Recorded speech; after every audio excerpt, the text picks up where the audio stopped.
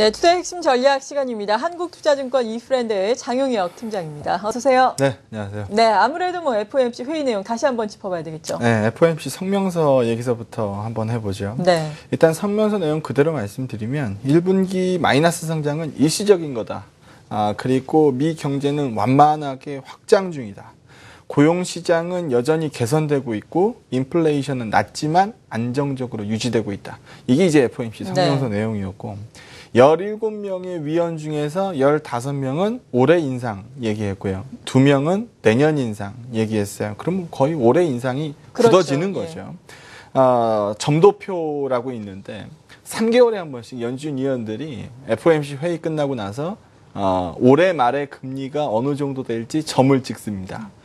그 점들의 평균값을 말씀드리는 건데 지난 3월 달에 찍은 점과 동일합니다. 일단 올해 중간값 같은 경우에는 0.625%. 그럼 지금 제로에서 0.25% 금리니까 뭐 많게는 두 차례 정도 인상할 수 있겠구나라는 얘기가 나오고 있는 상황이고 두 차례면 기자회견이 예정되어 있는 9월과 12월 뭐 이렇게 얘기가 나오고 있는 상황입니다. 네. 그래서 한 차례면 9월 또는 12월, 두 차례면 9월과 12월 이런 얘기가 나오고 있는 상황이고요. 16년도 내년의 금리 전망치도 낮췄습니다. 기존의 1.875%에서 1.625%로 낮아졌고 17년도 금리 같은 경우에는 예상금리 같은 경우에는 3.125%에서 2.875%로 낮아진 상황입니다.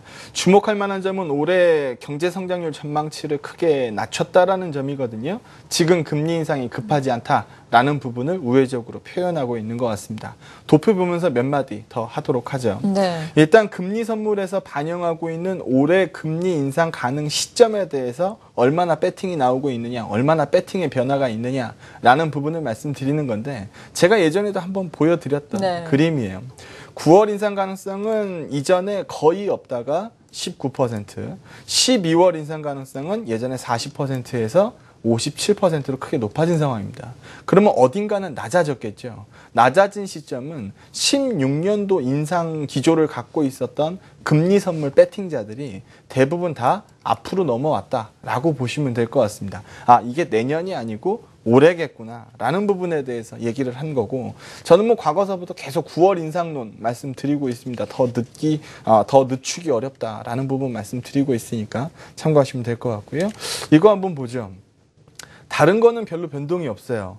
뭐 실업률 전망치도 큰 변동 없는 상황이고요. 뒤에서 보게 되면 PC가 뭐야? 라고 말씀하시는 분들 계실 텐데 우리가 흔히 뭐 소비자 물가지수 CPI는 알죠. 네. 이 CPI의 이 서비스 항목은 고정이 되어 있습니다. 근데 이 PC상으로는 서비스 항목이 고정되어 있지 않고 계속 유동적으로 변해요. 그러다 보니까 시장에서 연준에서는 CPI보다는 PC를 더 보고 있는 상황인데 PCE 부담이 지난 그 3월 부분에 대해서 더 높아졌느냐 한번 보시죠. 유가는 꽤 올랐거든요. 그 시점 대비해서 꽤 올랐는데 PCE 쪽에서 비중은 부담은 거의 나오고 있지 않은 상황이고 근원 물가 쪽도 큰 변동 없는 상황입니다. 변동이 없는 상황이기 때문에 달라진 거 오로지 딱 하나 남았죠. 이거 보시면 됩니다. 실질 GDP 성장률이 지난 3월 달에 전망할 때 올해 2.3%에서 2.7% 클 것 같아요 라고 얘기했는데 이게 1.8%에서 2%로 낮아진 거죠. 이거 하나 달라진 겁니다. 이거 하나 달라지고 크게 달라진 게 없다. 올해 금리 인상 속도는 분명히 떨어져 있는 거고 이 부분에서 보게 되면은 내년은 하단부가 올랐고 17년도 같은 경우에는 하단부 상단부가 모두 다 올랐거든요. 올해만 일시적으로 1분기 때문에 성장률이 낮아지는 거지 경제 성장하는 데는 아무런 문제가 없다. 라고 연준에서 얘기하고 있는 것으로 해석하시면 될 것 같습니다. 그리고 옐런이 연설을 했는데요. 이게 중요합니다. 네. 이거 한번 보시죠. FOMC 이후에 옐런 의장의 연설 내용을 딱 두 가지 포인트만 잡아봤습니다. 한 표현 그대로 말씀드릴게요. 여전히 고용과 물가에서 금리를 인상할 만한 결정적 증거가 확보되지 않았다. 옐런 의장이 뭐 수사관은 아닙니다만 지금 금리를 결정해야 되는 뭐 최고권자로서 이런 얘기를 했다라는 거, 금리를 공격적으로 올려야 될 이유를 찾지 못했다라고 얘기하고 있다라는 거 중요한 대목이죠. 두 번째가 중요한데요. 결정적으로 금리 인상 속도가 빠르면 경기 회복에 도움이 되지 못한다라고 얘기했습니다. 그럼 빠르게 올릴 마음이 있다는 겁니까? 없다는 겁니까? 만약에 물어보면 옐런 의장이 이렇게 대답하겠죠. 뭘 물어봐요? 라고 얘기할 것 같은데 지금 연설에서 나온 것처럼 우리가 어제도 그랬고 그제도 그랬고 충분히 예상할 수 있었던 것처럼 금리 인상 시점에 대한 힌트는 더 주고 인상 속도에 대해서는 안도해라 라는 부분에 대해서 얘기해 줄 거다라고 말씀을 드렸는데 그 부분에서 벗어나지 않았다라고 판단됩니다. 그렇게 되면은 이제 환율이 변할 텐데 달러 인덱스는 바로 94p 초반까지 떨어져 있는 상황입니다. 급하지 않구나 라는 부분을 반영한 건데 한 가지 의아한 점은 어제 엔화가 달러의 강세 속도가 둔화됐으면 네. 엔화는 약세가 둔화됐어야 돼요. 그러니까 여기서 보는 것처럼 어제 윗꼬리를 공격적으로 찍고 다시 되밀렸는데 이 윗꼬리의 모습이 나올 게 아니고 음봉이 나왔어야 됩니다. 근데 음봉이 나오지 않고 엔화가 디커플링을 보이면서 뻗ing겼단 말이에요. 오는 금요일 날 BOJ 통화정책회의가 열리는데요. 여기에서 뭔 얘기가 나오나라는 부분에서 시장이 배팅하고 있는 것으로 보여집니다. 그렇게 되면 FOMC는 이미 지나갔고요. 그럼 남아있는 골칫거리 좀 꼽아보면 그리스 그리고 메르스 공통점은 다 숫자로 끝난다는 거고 또 하나의 공통점은 예측하기 어렵다는 겁니다. 그나마 예측할 수 있는 건 그리스인데요. 일단 디폴트를 피하기 힘들 것 같다라는 게 일반적인 시각이고 일시적인 기술적인 디폴트 이후에 다시 한번 껴안는 과정이 나오는지 아니면 바깥으로 그렉시트가 현실화되는지 그 부분에서 시장이 좀 궁금해하는 것 같습니다. 그리스의 중앙은행은 오히려 그렉시트를 원한다라는 얘기가 나오고 있습니다. 유로존 내에서 유로화를 쓰는 것보다 일단 한번 드라크마로 공격적으로 두드려 맞고 나서 드라크마의 약세를 안고 있는 상태에서 여행업을 하게 되면 오히려 더 낫지도 않느냐 이런 얘기 나오고 있는 상황이고요. 죄송합니다. 메르스 같은 경우에는 지금 계속 확산 중이기 때문에 좀 전에 신용평가기관에서도 얘기가 나왔죠. 네. 이렇게 되면 신용등급에 영향을 줄 수도 있다. 근데 이거는 우리가 어떻게 할 수 없는 그렇죠. 문제입니다. 그래서 이런 부분들이 좀 답답하긴 합니다만 우리가 쳐다보고 있던 FOMC가 예상을 벗어나지 않았고 지금 다음에서 설명드릴 괴리도 값을 들어 올리는 모습이 나와야 지수가 올라갈 텐데 여전히 괴리도를 들어 올리기에는 외국인 선물이 너무 비어있는 상황입니다. 그런 부분들이 조금 답답하게 느껴지는 것 같습니다. 네, 이런 FOMC 불확실성이 그나마 해소가 되면서 외국인의 수급이 확 좋아졌으면 좋았을 텐데 물론 선물 시장에 순 매수가 오늘 들어오기도 했어요. 하지만 이 시각 현재 순 매도가 물론 소폭이지만 나오고 있는 상황인데 선물 시장의 매매 동향 보다 자세하게 짚어보죠. 네, 요즘에 제가 하고 싶은 말 한마디만 해봐 네. 라고 얘기하면 전 딱 이 얘기 할 것 같아요. 누가 선물 시장 좀 어떻게 좀 해줘요 네. 라고 얘기를 할 것 같은데 선물 한번 보시죠.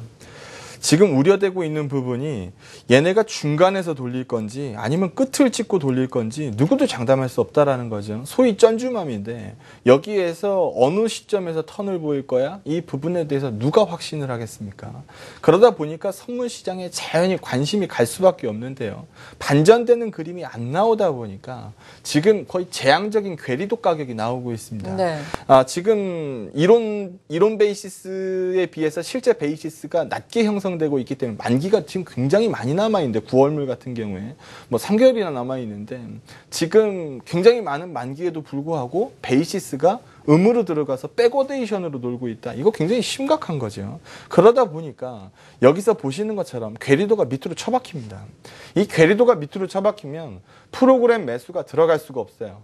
그리고 지금 외국인 중심으로 비차익 거래 잔고가 굉장히 많은데 이 비차익 거래 중에 상당 부분은 비공식 차익 거래를 포함하고 있습니다. 그러다 보니까 어제도 1,500억, 그제는 3,000억 이런 식으로 물량이 시가총액 최상단부에서 쏟아지고 있다는 거거든요.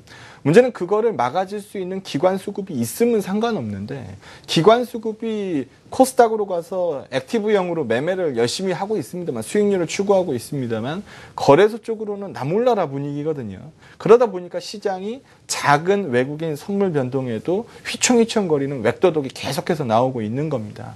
근데 과거에도 보게 되면 이런 괴리도 값에서 결국은 벗어나거든요. 네. 결국은 벗어나고 베이시스도 끌어올리고 이런 모습이 나오는 게 일반적인데 지금 이 시점이 여기 이 시점일지 이 시점일지 지금보다 내일이 쌀 것 같다, 내일 모레가 쌀 것 같다, 싼 건 알겠는데 지금이 가장 싼 게 아닐 수도 있다, 이런 얘기가 나오고 있다 그렇죠. 보니까 시장에서 진입하는 타이밍을 계속 재고 있다라는 거죠. 그래서 급하지 않다. 제가 6월달 시장 첫날 개장할 때 뭐 나와서 말씀드렸던 게 공격보다는 방어를 해야 될 것 같다.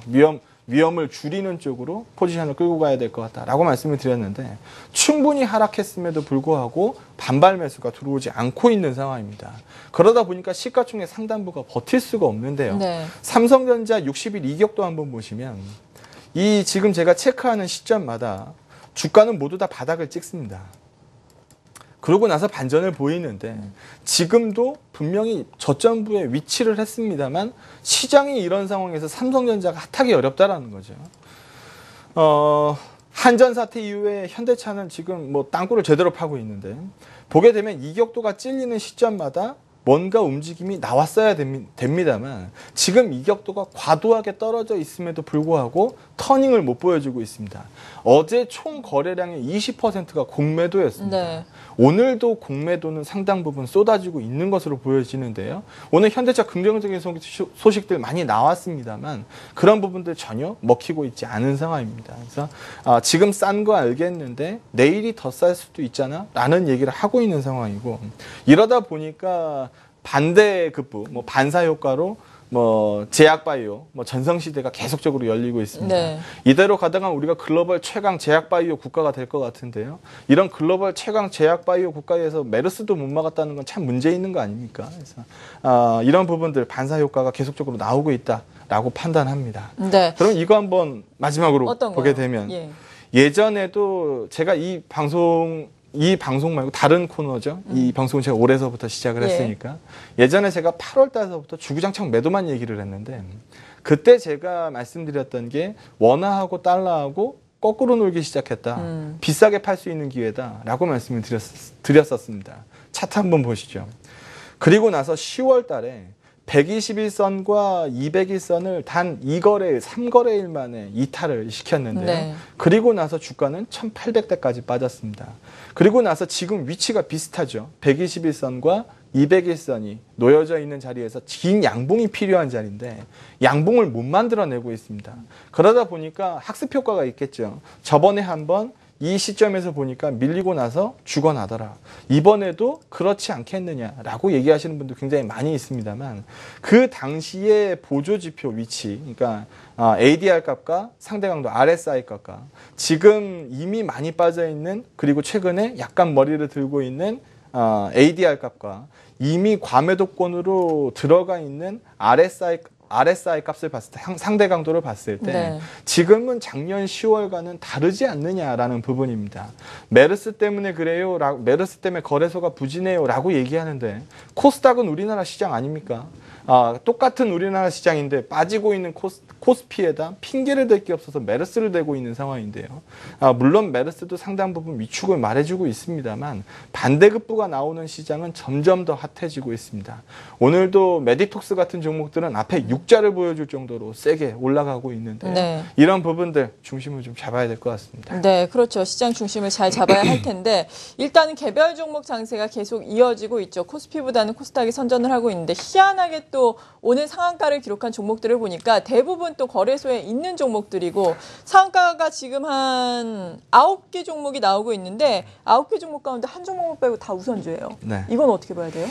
제가 예. HTS가 글씨가 작아서 안 보이실 테니까 제가 9시 50분에 제가 캡처를 하나 떴어요. 한번 보여드릴게요. 네. 오늘 20% 제가 9시 50분에 캡처를 뜰 때 거래소 코스닥 포함해서 20% 이상 올라가는 종목들이 이 종목들입니다. 네. 근데 공통점 눈치 빠르신 분들은 바로 찾았을 텐데. 그러니까요. 뭐가 보이시나요? 우선주. 예. 우선주, 뭐 EUB, 뭐 이런 거 나오죠. 유일하게 우선주가 아닌데 상친 게 영백CM인데 네. 영백CM은 오늘 SK증권에서 리포트가 나왔어요.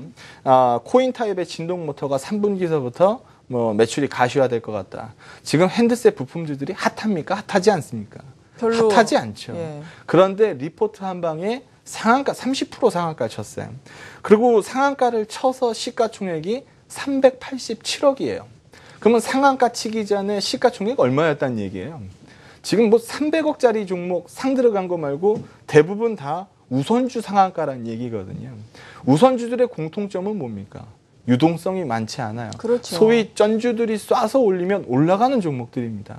지금 시장에서 그런 움직임이 나오고 있는데 어떻게 정상으로 보이십니까?